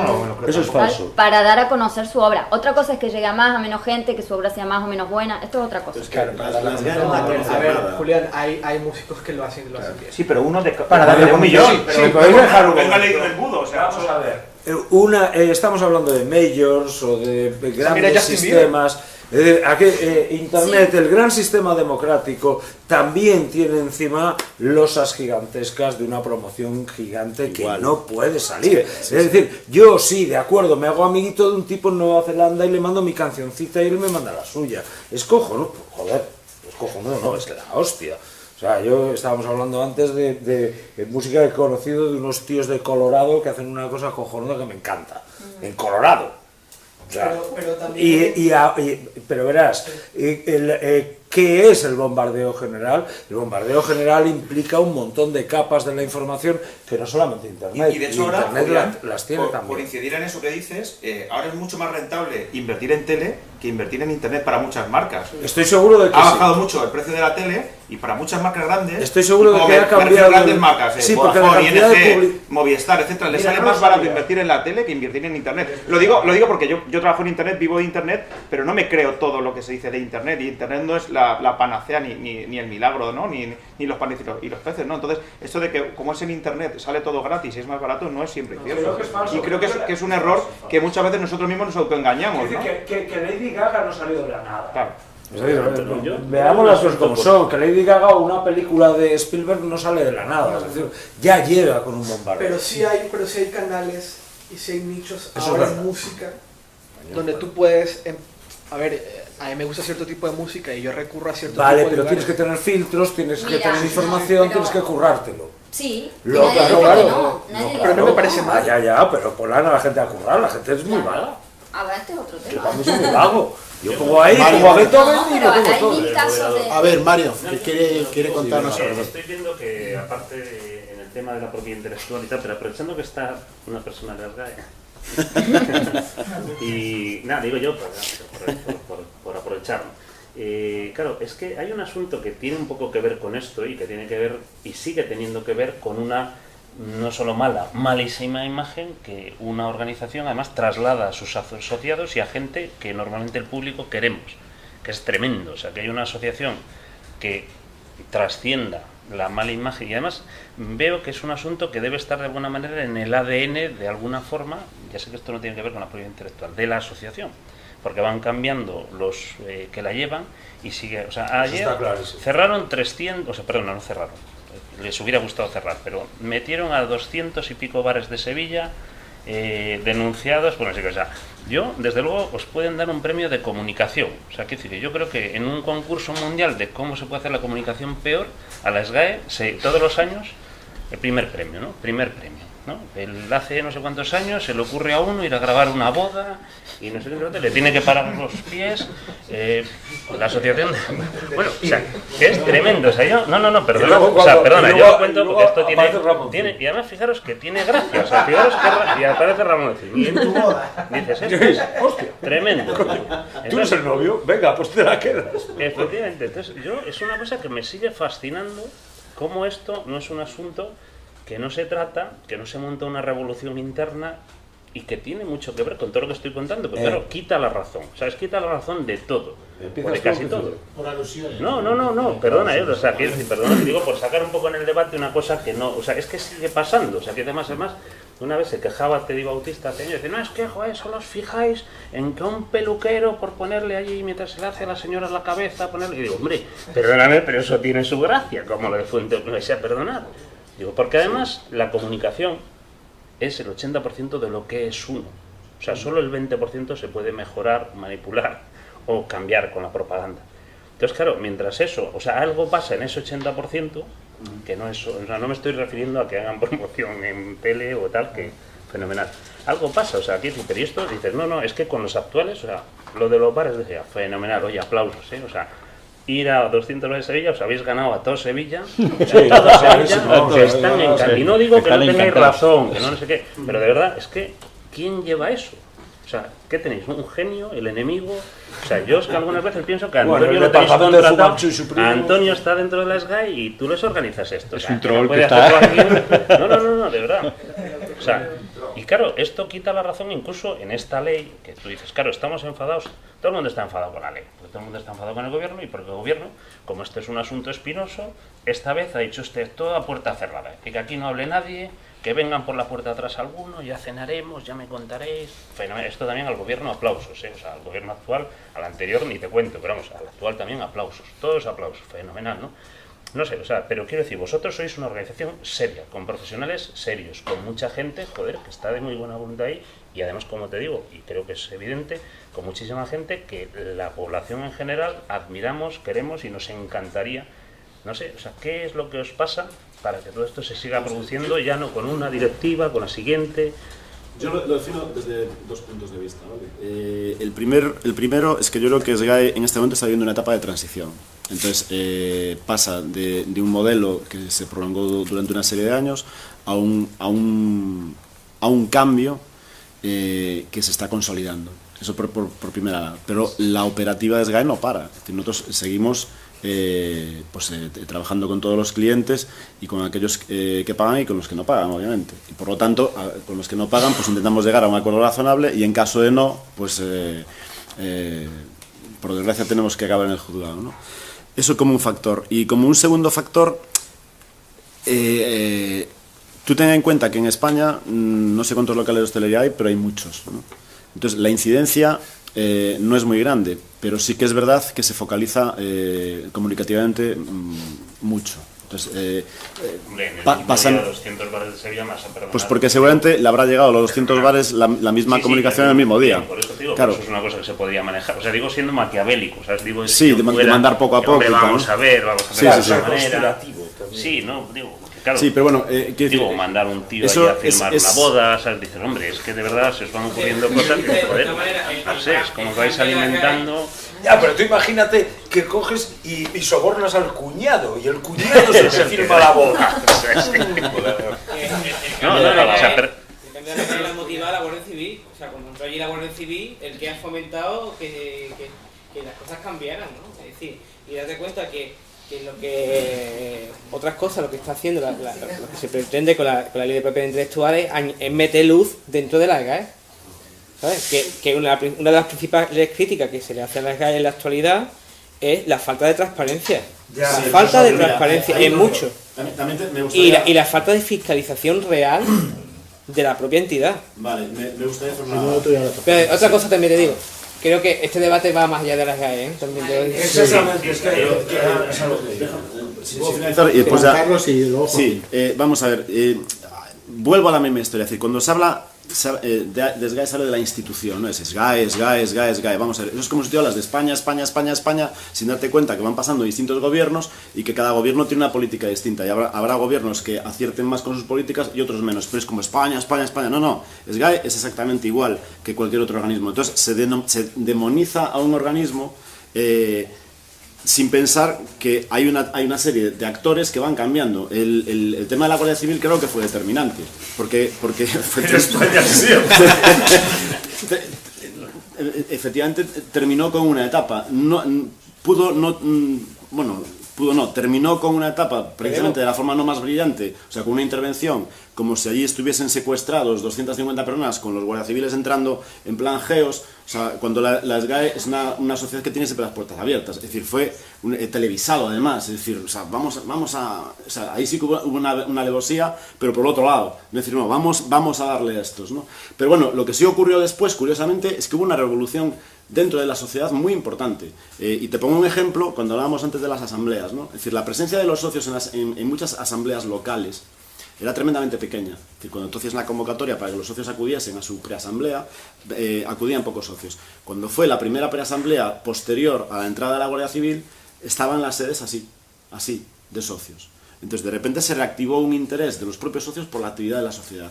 ¿Qué de lo mío? Hubo una participación mucho más grande de votantes en las siguientes elecciones que hubo en SGAE y se mantuvo ese número de votantes en las asambleas que estamos haciendo ahora, ¿no? Bueno, votantes no, socios, porque ahora no, de momento no se vota nada. Bueno, entonces, ¿qué te quiero decir? Que no es la SGAE, es gente que va pasando por la SGAE y va determinando el funcionamiento de una sociedad que durante un tiempo largo estuvo dirigida por un equipo muy concreto. Los equipos cambian y al cambiar los equipos cambian las filosofías. Es como si tú me dices que es que España de Felipe González. Coño, desde Felipe González hasta ahora pasaron 4 presidentes de gobierno y pasaron 4 formas de ver la sociedad. Y la sociedad fue cambiando. No, España. No, o sea, yo ahí tengo que discrepar. Vale. pero Obviamente es eso, dentro de lo que es SGAE, pero es que, ¿por qué SGAE? Es decir, que Bueno, porque es SGAE, claro. Es que ese es el problema. Ese es el tema, claro. Que está muy claro que la gente odia más a SGAE que al banco que le ha quitado su casa por no pagar Es que la es así, hipoteca. es así. Eso es un hecho. Es un hecho. Eso es verdad. Que centralizar todo el Antonio, debate venga, correcto, un segundo. La cuestión de propiedad intelectual es muchísimo que más... yo sacaba aquí Ya. Estamos quedando de vuelta a lo mismo, pero bueno. Como me toca, Sí, toca. y Sí. no pienso renunciar a mi turno. De ninguna de las formas. Porque efectivamente yo iba a esa cuestión. Estamos hablando de SGAE y la propiedad intelectual es una cuestión mucho más grande. Dejadme hablar solo del ámbito editorial, que es CEGAL, en este caso, que para mí es más cercana, ¿no? Yo he tenido oportunidad de compartir mesa con gente de CEGAL, con su presidenta, con el presidente y director ejecutivo de la Federación de Editores de España, y su discurso recurrente en la última década y de manera sistemática continuada siempre es el mismo. Es decir, el negocio editorial simplemente no saben cómo reconvertirlo por causa de la piratería.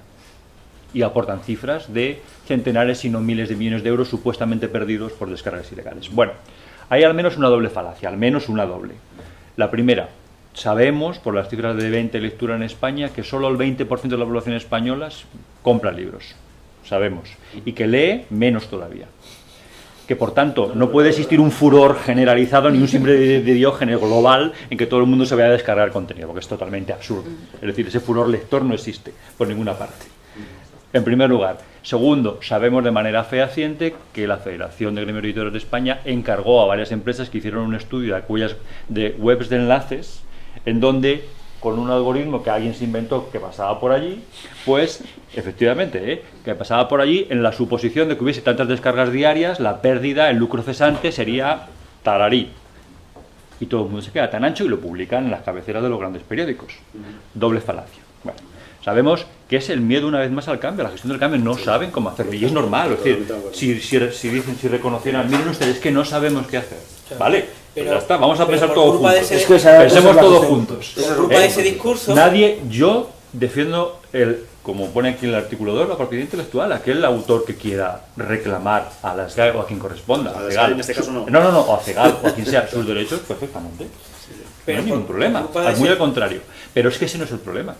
Estoy totalmente de acuerdo. Ese no es el problema. Claro, y no hemos hablado aquí de toda la cuestión que a mí me atañe y me interesa mucho, de toda la cuestión de, digamos, edición científica. El mayor movimiento en el mundo ahora mismo de Open Access, viene de la ciencia. O sea, la declaración que estoy abriendo aquí del Max Planck, es la primera declaración que hay de acceso abierto a contenidos de la ciencia, es del año 90 y tantos, ni más ni menos, de la red del Max Planck de Alemania. Es decir, que dicen los contenidos que generen en organizaciones públicas, contenidos científicos de funcionarios públicos abonado con dinero público, a partir del día de hoy eso pasa a repositorios públicos por mis cojones. Y ya está, y se acabó. Y eso, tienen un derecho de embargo de 1 año, porque sí es cierto que permiten a sus científicos estrellas publicar en revistas de alto índice de impacto para que, en fin, para que engrase la rueda, pero a partir de ese año eso pasa a dominio público por decreto. Bueno, entonces, y aquí vuelvo a la cuestión de que decía al principio, que quizá no la expliqué bien. CEGAL está en un juicio ahora mismo con la CRUE, la Conferencia de Rectores de España, porque demandan a las universidades públicas, a la Carlos III, la demandan diciendo que no sé, ya no sé la cifra, está en la web ahora mismo, les demandaban no sé cuántos millones de euros en la suposición de que los contenidos generados por el profesorado de la Carlos III lo estaban representando ellos, pero mire usted, que, no, que eso no es así. ¿Eso es verdad? Hombre, y tan verdad, Javier de la Cueva es el representante de la CRUE, es amigo mío, por eso lo sé, de primera mano. Claro, es que eso es propiedad, eso sí que es lucha por propiedad intelectual. Ahí sí entra la cuestión del copyright, copyleft, open access, etcétera, etcétera. Ahí está el meollo de la cuestión también.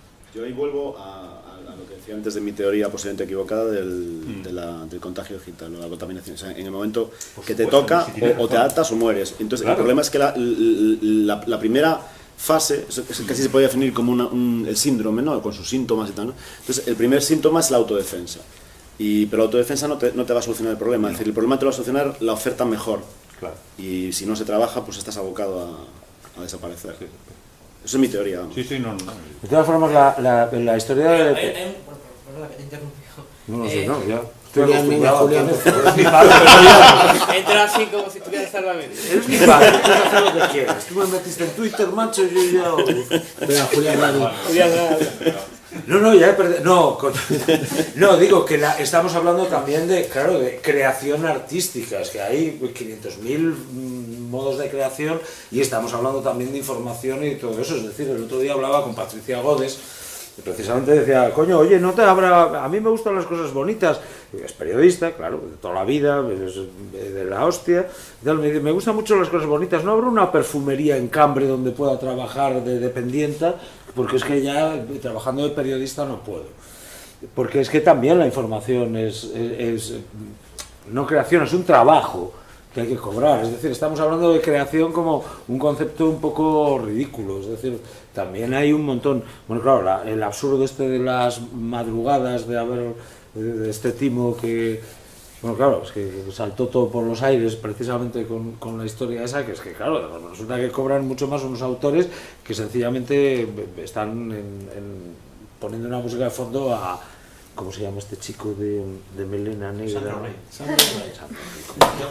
Mi favorito, vale, es que ahora mismo se me había ido la olla con Sandro Rey. Bueno, pues como Sandro Rey diría, el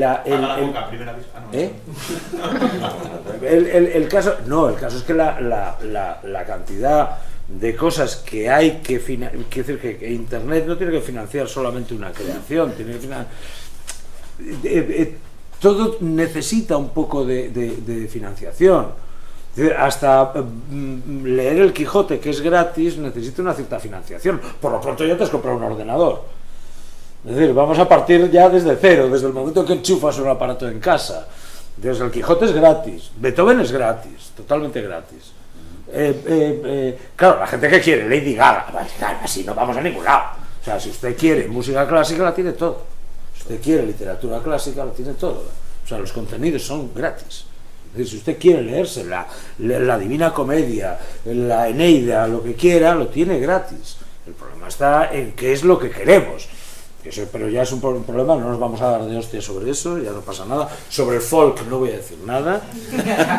Tengo muy buenos amigos metidos en ese mundo estupendo. La cagué ya, ¿no?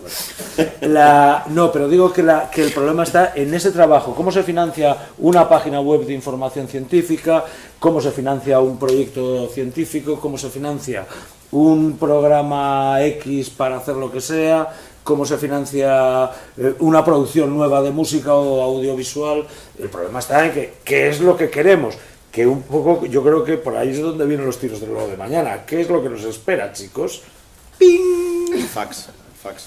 Bueno, lo que iba a decir, bueno, lo que estaba comentando antes Joaquín, ¿no? El problema de los estudios de supuesta piratería, primero que están hechos desde un punto de vista falaz, como dice, que se comete mucha falacia a la hora de hacer este informe, es que se utilizan realmente para impulsar legislaciones, ¿no? Es decir, entonces es la pescadilla que se muerde la cola, ¿no? Utilizamos esos informes que están hechos de una forma interesada. Hubo unos años donde incluso uno de los estudios de piratería que se presentaba fue hecho por una empresa de estudio de mercado, que en ese momento el 100% de la propiedad de la empresa era de la GAE, es decir, la propia empresa que se encargaba del estudio era la GAE, ¿sabes? Eso cambió a lo largo del tiempo. Entonces se utiliza esa falacia de España el país más pirata, que a nivel político se utiliza para cambiar estas legislaciones que son restrictivas, de que España, esto es un problema que tenemos, se crea un problema artificial que tenemos, cuando realmente la piratería es una excusa. Lo que estamos viendo desde el principio es una oferta que no está siendo contestada, ¿no? por los actores principales, ¿no? Y a mí eso me preocupa, ¿no? Porque de hecho, por ejemplo, en el último estudio antipiratería o de supuesta piratería presentado por la coalición de creadores hace escasas semanas, se presenta unos días antes de la tramitación en el Congreso de la propia ley, ¿no? Y las propias sucedieron dos cosas. Uno, que el propio Ministerio de Cultura, que fue una cosa como inaudita, en su página web sacó una nota de prensa desmarcándose de ese estudio por primera vez. O sea, decía, es que esto es un estudio creado por una entidad, o sea, por una gente que el Ministerio ni siquiera ha visto ni sabe. O sea, se desmarcaba totalmente de ese tipo de estudios. Pero sí es verdad que, por ejemplo, en el Congreso, algunos oradores de los diputados que hicieron esas enmiendas, lo utilizaron esas mismas argumentaciones para decir hay que cambiar esto porque somos los más piratas, ¿no? Cuando no es realmente cierto, ¿no? Entonces ese discurso va calando en el sentido de, como decía, ¿no? Que una mentira se repite 1000 veces hasta que se convierta en verdad, Hay ¿no? un informe, el informe norteamericano, ¿no? De la famosa lista 301, que pone a España... De hecho, el gobierno de Estados Unidos tiene un informe donde dice que los estudios de piratería no son eficaces porque es imposible medir cuantitativamente las descargas ni cuantificar eso. O sea, es imposible. Pero es un problema mucho más grande, ¿no? Que con los derechos de autor. Pasa con los periódicos que hablábamos hace un rato. Al final estamos en una sociedad que no está acostumbrada a pagar por bienes digitales, ¿no? Porque parece que al ser un intangible no lo valoramos, ¿no? Casi todos los periódicos están, por así decirlo, en números rojos, ¿no? Menos algunos digitales con unas estructuras muy pequeñas, ¿no?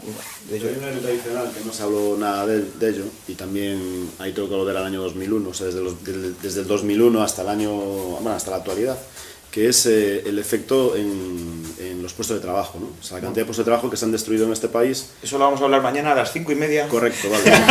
Con Risto y Eduardo Arco sobre emprendedores, si el trabajo digital destruye más trabajo que el que crea, Bueno, etcétera. Es muy interesante. Al menos el que se ha destruido, ¿no? Y pues sobre todo ahí sí que muy afectadas en una primera etapa las empresas discográficas y en una segunda etapa seguramente las empresas editoras, ¿no? O sea, yo creo que fue de las que más lo han sufrido.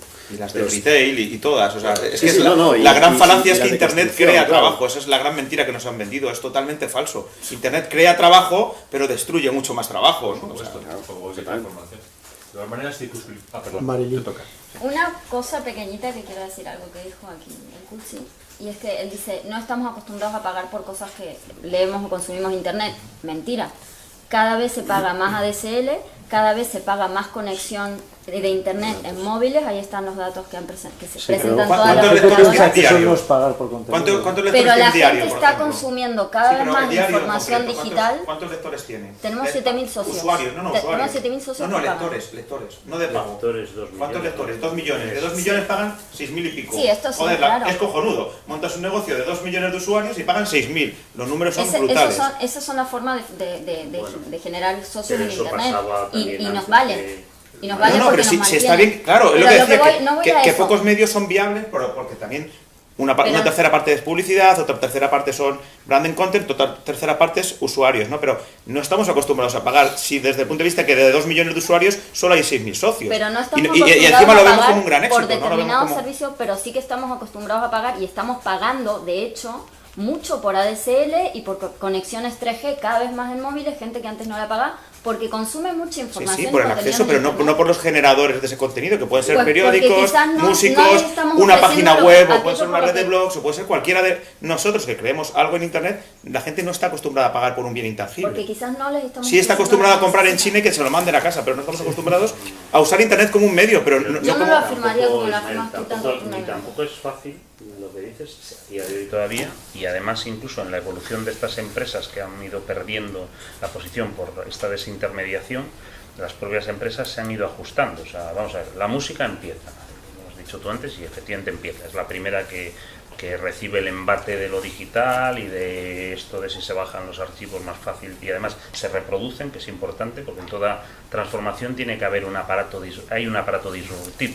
O sea, si la música no la pudieras escuchar en algún tipo de aparato que aparece, no funcionaría. Luego pasa con los periódicos. Con los periódicos todavía está pasando muchísimo más ahora porque han aparecido móviles inteligentes más potentes y las tabletas, con lo cual a los periódicos les ha pegado un segundo apretón en su posibilidad de audiencia, y al libro, que lo habéis dicho muy bien, el libro por distintas circunstancias aguantó más, pero el libro está ahí, o sea, sí, bien, el libro es el último en llegar, pero el libro es que tú ahora hablas con los del libro, y esto Joaquín se lo sabe perfectamente, bueno, lo has dicho antes, lo has citado antes, y es impresionante que habiendo visto al lado a todos los demás que los conocen, es más, hay músicos que tienen libros, ¿no? Con lo cual uno muy famoso hace poco les contaba a la gente de una editorial famosísima, decía, pero si esto que estáis contando en la comida es igual que lo que nos pasó a nosotros hace 10 años, lo mismo. Y los del libro, los editores miraban y decían, ¿tú crees que es igual? Y yo decía, pero bueno, vamos a ver. Yo estaba callado ahí y decía, pero vamos a ver, se lo está diciendo hasta el músico, o sea, no ya pues yo, porque como soy el de internet, eres sospechoso, ¿no? Pero no, se lo decía el músico. Y de bueno, por Dios, o sea, no. Y entonces hay una parte que tiene que ver con lo que tú dices. No es, vamos a ver, por supuesto que la gente si puede gratis, fenomenal, está claro. Pero yo creo que también hay veces que es que no hemos desarrollado bien, de verdad, las industrias no han desarrollado los sistemas para que eso sea Pero, por sencillo. ejemplo, Orbit está, bueno, o sea, a lo mejor tú tienes otra opinión. Orbit está muy bien, técnicamente, ¿no? O sea, es la experiencia, o el diario, puedes ser suscriptor y tienes unas ventajas. No tienes publicidad, puedes ver más noticias, o sea, te aportan La algo. gente no se asocia por esas ventajas. No, porque Te está citando, porque apoya el proyecto, no por las ventajas. sí, Y los es contenidos distinto, están sí. abiertos. Vale, sí. bueno, aún así, el 0,3% de un diario paga por ser usuario de ese diario. A mí no me parece que sean unas métricas muy grandes. No. Y menos en Orbit, que tiene una masa de lectores pero lo mucho que más pasa, grandes. ahí con tienes que respecto a los analizar, usuarios que son los estoy que de acuerdo pagan. contigo, la métrica es muy mala, pero tienes que analizar qué no está dando ese producto para que no se produzca esa conversión. Entonces tienes dos visiones. La visión del que hace ese producto, que sigue encerrado en su torre de marfil pensando que vender periódicos digitales se produce de la misma manera y que la gente compra el mismo tipo de contenidos que sigan haciendo exactamente igual que hace 20 años, y piensan que tú ya no ves las cosas de que para leer algo sobre Estados Unidos solo puedes hacerlo a través de ese periódico que tenía un corresponsal, y resulta que tú estás mirando las cosas de Estados Unidos en 500 sitios, y que cuando mañana vayas a ver al pobre de Tito Vilanova, que en paz descanse, ya lo has leído por 20 sitios, ya te lo han jerarquizado por 50 sitios. ¿Sabes cuántos periódicos más? El diario El Mundo, os voy a poner un caso de libro. O sea, el diario El Mundo, unos meses antes de que Pedro J. lo echen o dimita o lo que sea, publica una información muy relevante, popular, y que en otros tiempos yo mismo te hubiera afirmado que hubiéramos doblado la edición del diario El Mundo, que fueron los SMS de Bárcenas, ¿no? O sea, tú imagínate que yo te cuento, o sea, así en frío, os digo, oye, vamos a ver, imaginaros, El Mundo tiene una tirada, vamos a redondear, de 200.000 ejemplares, y os doy para mañana los SMS de Bárcenas. ¿Cuánto calculáis que tira ese periódico? ¿Cuánto calculáis que vende ese periódico más? Entonces yo mismo te hubiera dicho, yo mismo me hubiera equivocado, te hubiera dicho como mínimo el doble. Claro. Yo mando a todas las rotativas a toda máquina, que es lo que hizo Pedro J. Las rotativas, que no que paren, ¿no? Que tiren las rotativas, que tenemos tal. Más madera. Más madera y tal, ¿cómo hacía esto que hacía en Orbit? No, ¿cómo hacía esto en Twitter? Decía, y a las 2 de la mañana veréis algo que no sé, que está embargada la portada, ¿no? Un crack del marketing. O sea, quiero decir, con el mejor jefe de marketing del planeta, con un tema relevante, pues ejemplares de más que vendió El Mundo ese día, 8.000. Entonces dices, vamos a ver, a la gente es que no le interesa lo de Bárcenas. No, a la gente nos interesa todo lo de Bárcenas muchísimo, porque es un caradura y es no sé qué, no sé cuántos. Es un tema relevante, lo llevaban solo ellos. Pues hay algo más, está pasando algo más. Está pasando algo más en el consumo. Entonces tienes al tipo que hace la información que no entiende qué le pasa a su negocio, porque su negocio enfocado de la manera tradicional, que él hubiera apostado, porque ese día hubiéramos pagado todos 10 euros, no vale 10 euros. Y entonces de repente le entra la confusión total, ¿no? Dice, ¿pero esto qué ha pasado?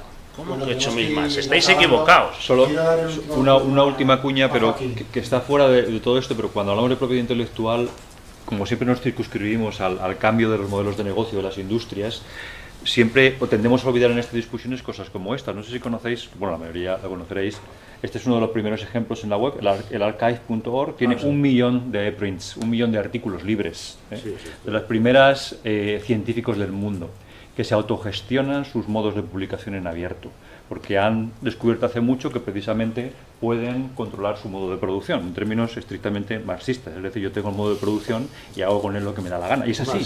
Claro. Así. Y puedo prescindir de las cabeceras tradicionales porque tengo mi método de gestionar el conocimiento. Y la posibilidad que da la propiedad intelectual es que, como copyleft es copyright, es decir, los científicos, muchos de ellos ya, ponen a disposición de la comunidad ese conocimiento en la suposición de que se puede generar inteligencia colectiva a partir de ese conocimiento que yo pongo en manos de los demás.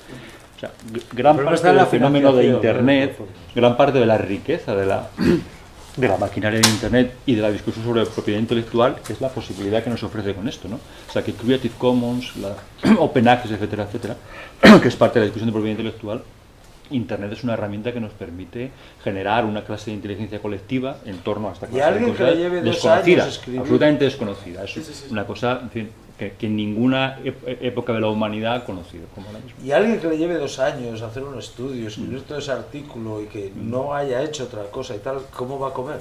Bueno, son científicos que normalmente son funcionarios públicos. Son científicos, pueden crear el maná. No, trabajan en universidades, centros de investigación, universidades públicas en general. Parte de eso. Claro, todos los músicos tenemos que dedicarnos a ser científicos, cojonudo. Bueno, yo no soy funcionario público, por tanto no tengo... La ciencia se mueve con esos parámetros desde hace muchos años. Ya lo sé. Bueno, pero tenemos que pero eso cuesta un dinero. No, pero, sí, pero chicos, nosotros estamos regalando música ahora mismo, lo estoy diciendo en serio, o sea, no, pero hay que decir, eso cuesta un dinero. Que te llenan conciertos, ¿no? ¿Eh? Te llenan conciertos, ¿no? ¿Qué? Que te llenan conciertos, regalar tu música. ¿Pero por qué tengo que cobrar solo de los conciertos? No, te pregunto.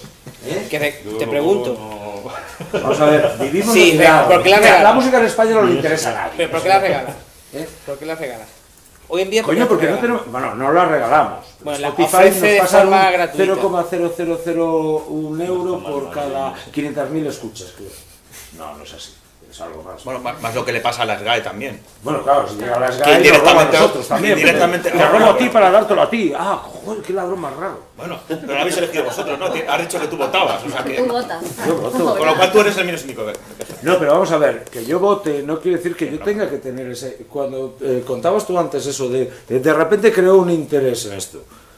Hombre, normal, dices, joder, yo estoy en una sociedad de gestión que bueno, mis canciones a mí me dais lo que me corresponde y se acabó. Claro, exactamente. Es decir, es que no tengo por qué ocuparme de cómo va mis acciones de Endesa, si es que las tengo. Que no.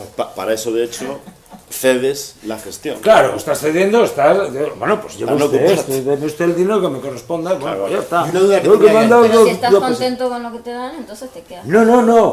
No, es que no era cuestión de estar contento, en España hay un monopolio.